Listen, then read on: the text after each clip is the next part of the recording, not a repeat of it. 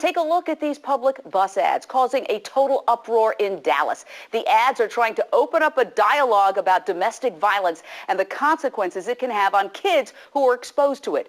But for some bus riders, the ads themselves are cringeworthy, and there's a growing group of fathers who want to have these ads pulled down. They say these ads are bad news. Glenn Sachs, the spokesperson for Fathers and Family. Now, Glenn, let me ask you, these ads are designed to get our attention. They have gotten our attention. That's why we're talking about the issue of domestic violence right now. I would kind of call that a successful ad campaign because it's achieved its goal. Why do you disagree? Well, you could always put out something outrageous just to get attention. That doesn't make it right. That doesn't make it accurate. These ads are tremendously misleading.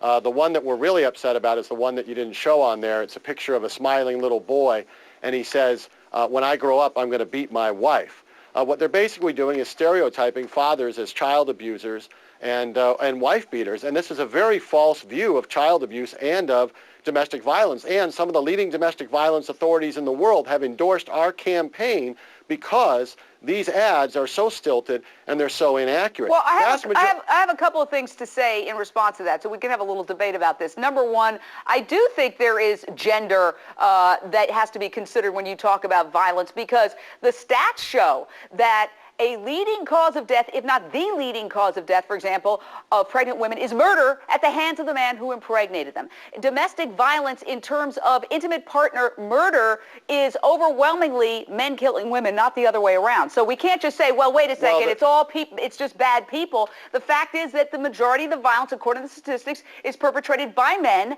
against women. But that's not what the statistics show. One, the thing about the leading cause of death to pregnant women, that's been debunked for a long time. It really hasn't. Three decades of domestic violence research shows that women are as likely to attack men as vice versa. They use weapons, they use the element of surprise, and that a third of the injuries are suffered by men. No, I mean, yeah, first of all, women don't more rape. from domestic violence than men do. Women don't rape. Okay, so that's a biological not about rape. fact. It's not about rape, it's about domestic violence and child abuse. How would you feel if you had an ad where a little girl says, one day my mom will kill me? Vast majority of murders of kids, of parental murders of kids, are done by mothers, not by fathers. Is that fair? Would you like that ad? I'm not concerned about ads. I'm concerned about real violence. I'm more concerned about what these kids are seeing in the home. Are you concerned about the kids who are murdered by their mothers? I'm concerned about everybody. Most kids who are murdered by their mothers, not by their fathers. Are you concerned about that? Well, I think that's a very good point, and you make a good issue. I think we need to also take a look at that, but that's a different subject than this. I mean, this is what it's saying is essentially that we have to look at the fact that domestic violence is a learned behavior, and if you're beating up on your wife and little Johnny's watching, there's a very good chance Johnny's gonna grow up and do the same. And I'm gonna ask you just to hold on. I'm gonna give you a chance to give your response in just a moment. We're gonna come right back in a couple of seconds.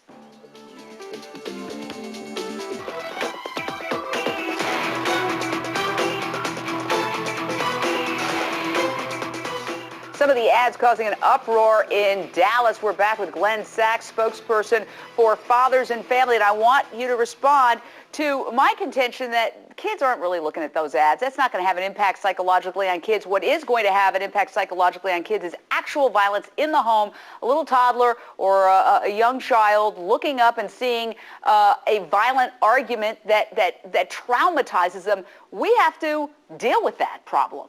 Well, I agree with you, but there's one mistake you're making, or there's one thing they're missing, and numerous domestic violence authorities have said this, and we have it posted on our campaign page. You're right. It's terrible when kids are exposed to domestic violence, but it is equally bad when it is the mother's domestic violence as it is the father's. Children who witness their mother attacking their father, sneaking up on him and hitting him over the head with a hammer, or throwing boiling water on him, or all these other kind of tactics, or just being generally violent and abusive, they have the same bad things. They get the same. I think all violence they're more is likely to commit violence, just like the fathers. All violence is reprehensible, but that's all part of the problem. saying. Yeah, no, and I agree with you with that. Saying. I just, because men maybe are physically stronger, the incidents of violence that leave injury and death are higher for men perpetrating against women than women perpetrating against men. They're somewhat higher, but they're not that much higher. Glenn, let me ask you this question. Were you a victim of domestic violence? Do you have a personal story vis-a-vis this? No. So why you? Why are you so passionate about this? Because, I mean, I'm a father, and I believe in fatherhood. I was a high school teacher for many years. I saw the importance of fathers. And as a father, I see the importance of fathers for my kids, although my teenage son might disagree. Fathers are very important, and yet fathers are continually being vilified, criticized, portrayed as monsters. It's always woman good, man bad. Certainly I acknowledge that there are bad fathers, there are abusive fathers, but there are bad mothers and abusive mothers too, and we don't hear anything about it. It's always that the men are wrong. I would agree with you. We have to wrap it up, but I will say we do have to deal with the issue of domestic violence one way or another. We're out of time, but we have to do something, and if it's not these ads, it's got to be something else because it is a crisis in this country. Glenn, thank you so much. There are two kinds of conversations. You know, the one that usually happens on TV and the other happens everywhere else. I'm Jane Velez Mitchell, and I'm just trying to keep it real for you. Thanks for being a part of this. See you tomorrow for some more real issues.